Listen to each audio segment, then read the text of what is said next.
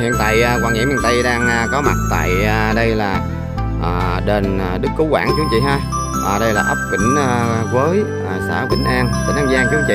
Và bây giờ đây là cổng đây cô chú chị ơi, Đức Quảng Cơ, Trần Văn Thành ha. Bây giờ thì Hoàng Nghĩa sẽ đi vào bên trong chú anh chị. Và bây giờ thì Hoàng Nghĩa sẽ đi vô chú anh chị. Hai bên đường thì rất là đẹp chú anh chị. Ở bên đây thì những cái hàng bông trang ha, và bên đây thì những cái hàng bông giấy rất đẹp chú anh chị, cực kỳ đẹp luôn ha.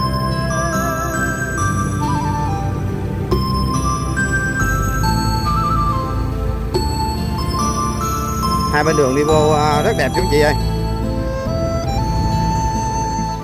Đây là hiện tại Hoàng Nghĩa đang đứng ở khuôn viên trước Dinh Xuân Trung chú anh chị.